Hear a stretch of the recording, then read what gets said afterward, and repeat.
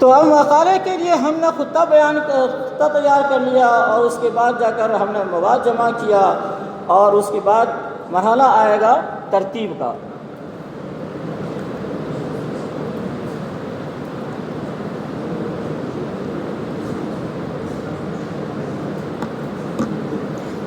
جب ہم ترتیب کے لیے بیٹھیں گے، یاد رکھیے جمع شدہ مواد پر نظر ثانی کرنی پڑے گی۔ یہ نہیں کہ جیسا وہ جمع کے مین عن مقالے میں نقل کر دیں گے، یہ بچکنا ہوگا، ایسا نہیں ہوتا ہے۔ آپ پھر سے پڑھیے، اور تارنا نظر نہیں، غائنا نظر ڈالیے، آپ گہری نظر ڈالیے، ناقدنا نظر ڈالیے، ہم نے جو کچھ بھی نقل کیا ہے وہ درست ہے کہ درست نہیں ہے۔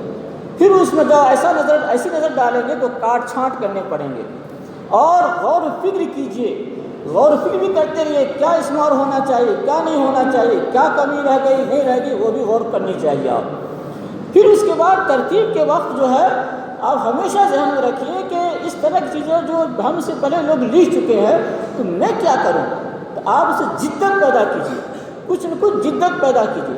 جدت پیدا کرنے کے مطلب نعوذ باللہ یہ نہیں ہے کہ اب اکابر سے مخالفت کیجیے، اکابر کو وہ ٹیچر اچھالیے، ان سے اختلاف کیجیے، اس لیے بعض لوگ ایسا ہی سوچتے ہیں، یہ مطلب ہرگز نہیں ہے۔ ایسی جدت جو اکابر کے خلاف بھی نہ ہو اور آپ کی مضمون کے اندر نیاپن بھی آ جائے، یہ کوشش آپ کیجیے۔ ساتھ ساتھ جو ہے ترتیب کے اندر تکرار سے اجتناب ہونا چاہیے، یعنی ایک ہی بات کو بار بار ریپیٹ نہیں ہونی چاہیے، یہ مضمون کے لیے مضر چیز ہے اور مضمون کو پھیکا بنا دیتا ہے۔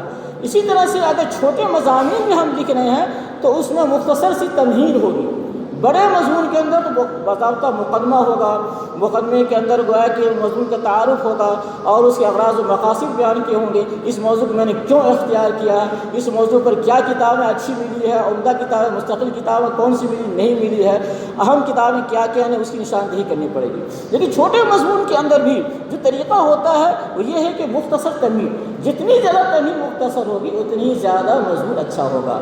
بچے کیا سمجھتے ہیں کہ تمہید وہ لمبی کر دیتے ہیں، اصل موضوع سے متعلق 4 سطریں لکھتے ہیں، یہ غلط طریقہ، بلکہ وہ 4 سطر تمہید ہونی چاہیے اور بقیہ سطریں آپ کے اصل مضمون سے متعلق ہونی چاہیے۔ اسی طرح تمہید کے بعد جو آپ مضمون لکھنے جا رہے ہیں تو آپ اغراض و مقاصد کیا ہیں وہ بھی ابتدا کا اغراض و مقاصد بھی آنے چاہیے۔ اس کے بعد جو ہے اصل موضوع آپ شروع کیجیے۔